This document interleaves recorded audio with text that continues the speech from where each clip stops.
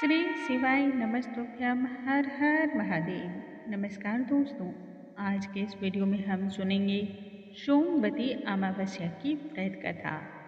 व्रत करने वाले सभी भक्तों को पूर्ण लाभ की प्राप्ति के लिए इस कथा का श्रवण तो अवश्य ही करना चाहिए। यदि किसी भी कारणवश आप व्रत को ना रखते हों तब यह कथा तो और भी ज़्यादा अनिवार्य हो जाती है।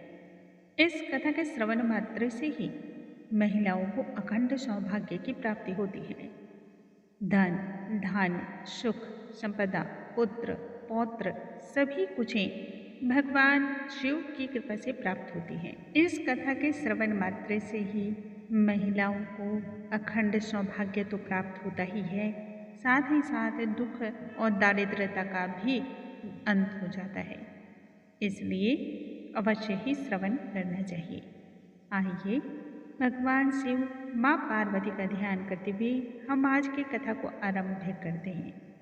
बोलो भगवान शिव शंकर की जय, माँ पार्वती की जय। पौराणिक काल की बात है, एक गरीब ब्राह्मण परिवार था। उस परिवार में पति पत्नी के अलावा एक पुत्री थी। ब्राह्मण दंपत्ति की पुत्री बेहद ही संस्कारवान, गुणवान एवं हर प्रकार के कार्यों में निपुण थी, परंतु गरीबी की वजह से उसकी शादी नहीं हो पा रही थी। यह बात ब्राह्मण और ब्राह्मणी को प्रतिदिन परेशान कर रही थी। एक दिन की बात है, उस ब्राह्मण के घर में एक साधु संत महाराज पधारे।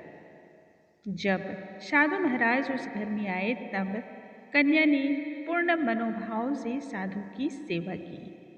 कन्या की सेवा के भाव को देख करके साधु महाराज प्रसन्न हो गए एवं उन्होंने कन्या को लंबी आयु का आशीर्वाद दिया। साथ ही साथ यह भी कहा कि कन्या के हाथ में तो विवाह की रेखा ही नहीं है। इस बात को सुनते ही ब्राह्मण दंपत्ति बहुत अधिक विचलित हो गए। साधु महाराज से उसका उपाय पूछने लगे। तब साधु महाराज ने कहा कि तुम्हारे घर से कुछ ही दूरी पर एक गांव है। उस गांव में सोना नाम की एक धोबन रहती है। उसके एक बेटा एवं एक बहू है।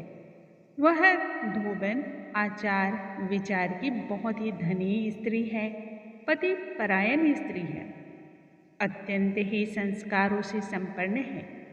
यदि आपकी कन्या उस सोना धोबिन की सेवा करती है और उसके बदले में वह धोबन अपनी मांग का सिंदूर इसे लगा दे, तब आपकी कन्या का विवाह हो जाएगा, जिससे कन्या का वैधव्य का योग भी मिट जाएगा।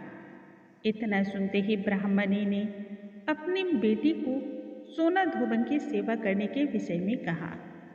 अगले दिन पौ फटते ही कन्या उठ करके सोना धोबन के घर चली गई। जाकर के उसके घर का सारा काम झटपट निपटाने लगी और फिर अपने घर वापस आ गई। प्रतिदिन का यही काम होता। पौ फटने से पहले ही वह सोना धोबन के घर जाती, वहाँ सारे काम को निपटाती और मुंह अंधेरे ही फिर अपने घर को लौट आती। एक दिन सोना धोबन ने अपनी बहू से कहा, बहू, तुम मेरे उठने से पूर्व ही घर का सारा काम कर देती हो और मुझे इस बात का तो पता भी नहीं चलता। तब बहू ने कहा, माँ जी, मुझे तो यह लगा कि आप ही प्रतिदिन उठ करके घर के सारे कार्यों को सुबह तड़के ही निपटा देती हैं। मैं देर से उठती हूँ, इसलिए मुझे काम का तो पता भी नहीं चलता। यह बात जब खुली तब दोनों सास बहू हैरान हो गई कि आखिर फिर घर का काम करता कौन है। दोनों ने मिलकर यह निर्णय लिया कि वह घर की निगरानी करेंगी। कई दिनों के बाद सोना धोबन ने देखा सुबह सुबह एक कन्या अपने मुख को ढक करके उनके घर में आई।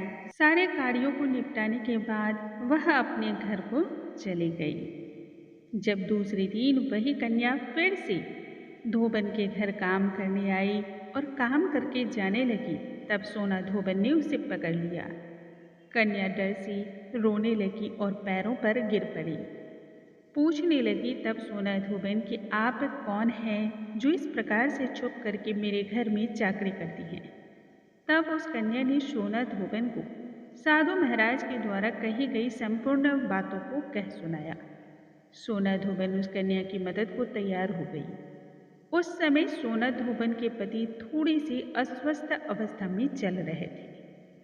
सोना धोबन एक दिन अपनी बहू से कहने लगी कि बहू, मैं जब तक वापस ना आ जाऊं तुम घर पर ही रहना। उधर कन्या का विवाह होने को था।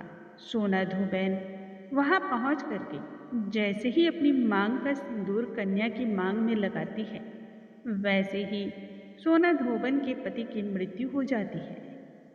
सोना धोबन को अपने पति की मृत्यु का पता चल गया, इसलिए वह सिंदूर देने के बाद उस घर से अन्न और जल को ग्रहण किए बिना ही निकल पड़ी।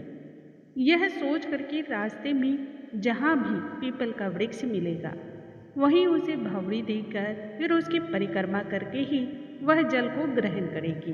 उस दिन सोमवती अमावस्या का दिन था। धोबन को ब्राह्मण दंपत्ति के घर से खूब सारे पोए और पकवान मिल रहे थे। फिर भी सोना धोबन ने पोए और पकवान की जगह ईंटों के 108 टुकड़े के द्वारा ही पीपल के वृक्ष में भवरी लगाई और 108 बार परिक्रमा की। इसके पश्चात उसने जल को ग्रहण किया।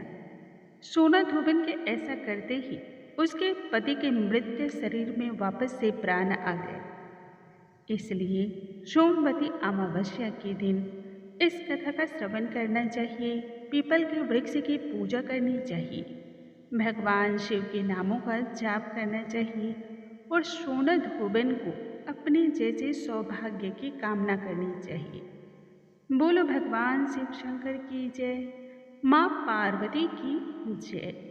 हे भगवान भोलेनाथ, ही माँ पार्वती, जिस प्रकार से आपने उस कन्या के अखंड सौभाग्य को बनाए रखा, ठीक उसी प्रकार से हमारी झोली भी सदैव भरी पूरी रखना।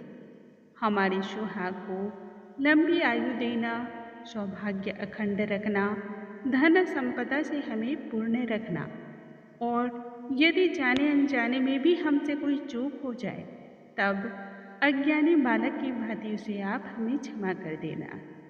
दोस्तों, अगले वीडियो में हम फिर से मिलेंगे नई जानकारी के साथ। तब तक के लिए नमस्कार।